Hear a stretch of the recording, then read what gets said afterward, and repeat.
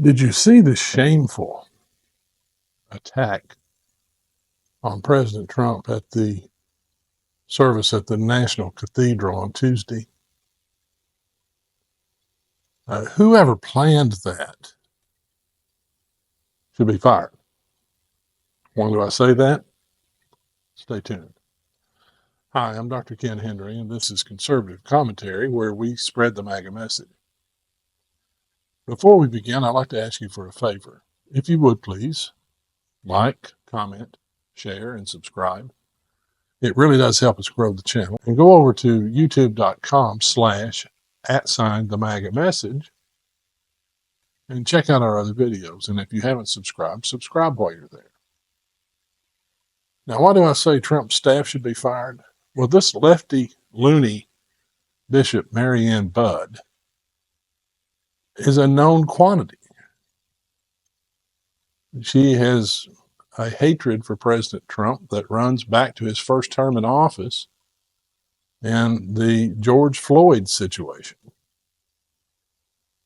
She called for him to be ousted then. Systemic justice for all brown and black people who have been under the knee of this country in ways that we have witnessed time and again. This is wrong.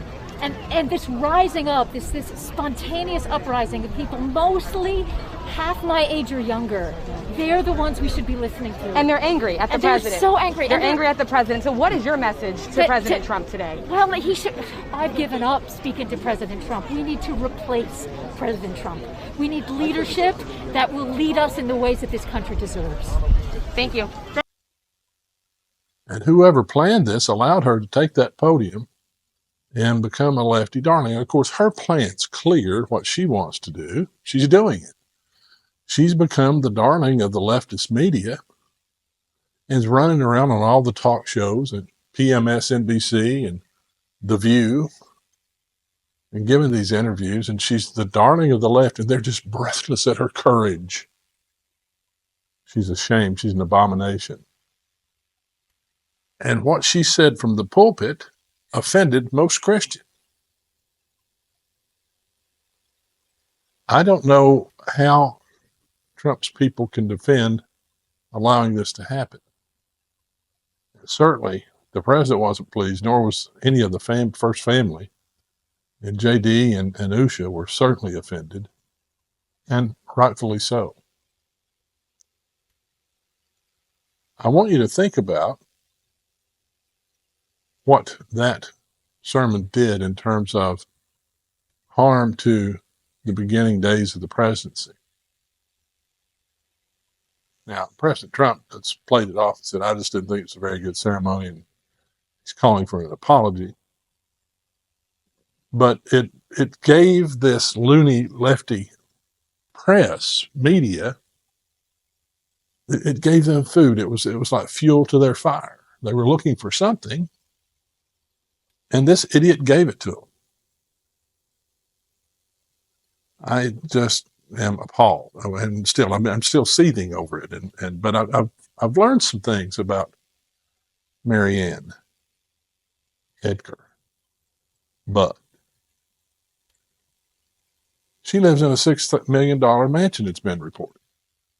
You know, it's really easy to have noblesse oblige, isn't it? You know, you live in a $6 million mansion, you got a really wonderful church that you're in charge of, a nice salary, and you can go about and, you know, take on these causes that are lefty and loony. She's a known protester, as you will see in some video that I'm going to show you. And she's a disgrace to the robe. It should be removed, but she won't be, not in that congregation. Take a look at this video that I'm going to show you. And when you watch it,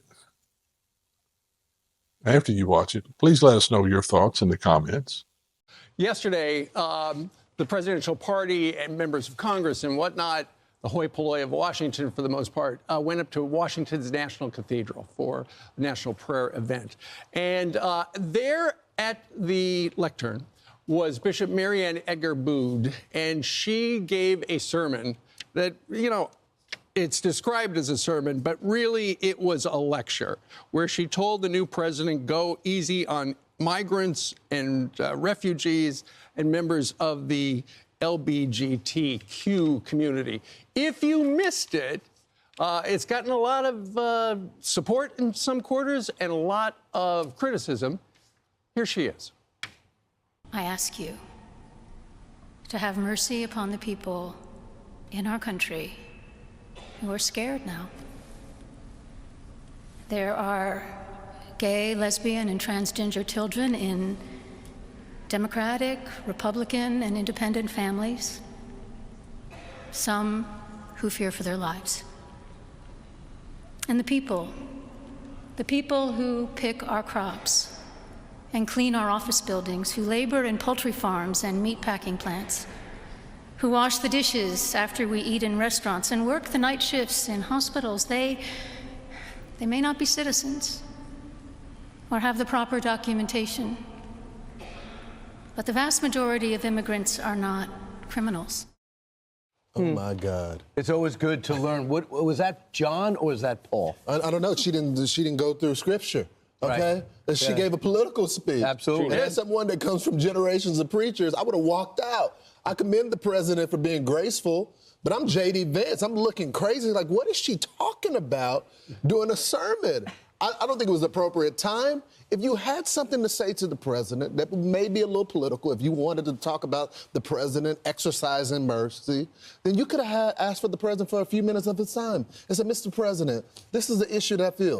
But don't get up there and try to preach a sermon that you cite no scripture for. Well, she's not going to talk to him because during the George Floyd riots back in 2020, she said she'd given up trying to speak to Trump and said that he needed to be replaced. So, you know... Look at the children. There's children there, too, that are hearing this message. Well, here's the thing. You know, the president's team should have known that she could have said things that were inappropriate for, or, you know, stuff that they didn't need to hear or was not appropriate. Just Google her. That's all they would have to do. But instead, they put him in that position where he's in the front row. Why was she selected? Is she's the bishop, the rector of the... Of that bishop, of that particular National Cathedral. Here she is last night on CNN explaining what she wanted to do. I was speaking to the president because I felt that he has this moment now where he feels charged and empowered to do what he feels called to do. And I wanted to say, you know, there is room for mercy. There's room for a broader compassion.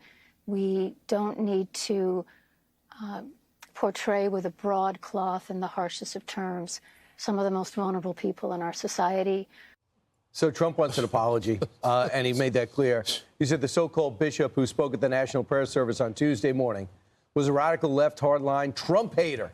She brought her church into the world of politics in a very ungracious way. She was nasty in tone and not compelling or smart. She failed to mention the large number of illegal immigrants that came into our country and killed people. Many were deposited from jails and mental institutions. It's a giant crime wave that is taking part in the USA. Apart from her inappropriate statements, the service was very boring and uninspiring. She is not very good at her job. She and her church owe the public an apology. You got this historic moment. She decides to give a lecture. A self-important person who probably had AOC jot some notes down before. You know what? I mean, she has every right to her opinion. We all have an opinion on this issue. Right. But I don't like it when ministers bring politics into the pulpit and try to lecture you. So I agree with you. Maybe pull him aside after the service and say, Mr. President, may I talk to you for a little bit? There's something in my community that bothers me that I need to tell you about. And just have an adult conversation, but do it privately, because now everyone's talking about this. The issue that she's asking for mercy on when it comes to the border, did you go and speak to any of the families that were killed by illegals? How about coming into New York and talk to the cops that had fire shot at them? Did you ask for mercy for the cops? I mean, that's why you don't get involved in this. She could have said, let's bring the country together. Let's have the spirit of Christ. But she went into some political, radical leftist. Right. I don't know that church. I don't know the structure. But whoever is in command should have a look at this. Well, this is not biblical doctrine that she's speaking from the pulpit. What denomination is this? Is it Episcopalian? I think Episcopalian, I think. Here's the thing. if she's going to be the bishop and she's going to lecture the president every time he goes to events like that, maybe it's time for the president and Washington in general to stop going to the National Cathedral. I'm for that too. Listen, not far from the White House is St. Matthew's, where we baptized my son Peter, or go to the Basilica at Catholic University. It's referred to as America's Catholic Church. I doubt that they would ever make anything political. And if you remember, at the inaugural, who gave one of the opening prayers? Cardinal Dolan. Yeah. Was he political? Absolutely not. He was looking to the future. So, Trump just don't go back. Donald Trump said he's non-denominational now, and so go to a non-denominational church. You're not going to get a lecture like that. Well, put it this way: why doesn't he just say, if you don't, get rid of her or change your tone? If the president of the United States decides not to go to the National Cathedral, that would be Titanic news. It would be, and it would really put pressure on her to start doing the whole bishop thing. I don't know what form she filled out and how many interviews she went through, but you realize for her to get that job and do that and to do that mass, how many people had to sign off on it? Yeah. So it wasn't just like, it's not like she's like, oh, structure here. I was just a hole in the schedule. I'm filling in for somebody. She's had that job for a while. She absolutely, to your point, Ainsley, she is absolutely protected by the First Amendment. Course. And she can say anything she wants, but just, the Trump team probably should have looked a little into her background. Is she going to go ahead and sandbag him? But she's supposed to be representing the great book, okay? Right. And nothing that she said there was representative of that. She's saying mercy, but it says nothing about obeying the laws of the land. I think people who have her opinion are reading the whole border situation in the wrong way. It's not that he doesn't have compassion. Of course he has compassion on every single person. Everyone's God's child.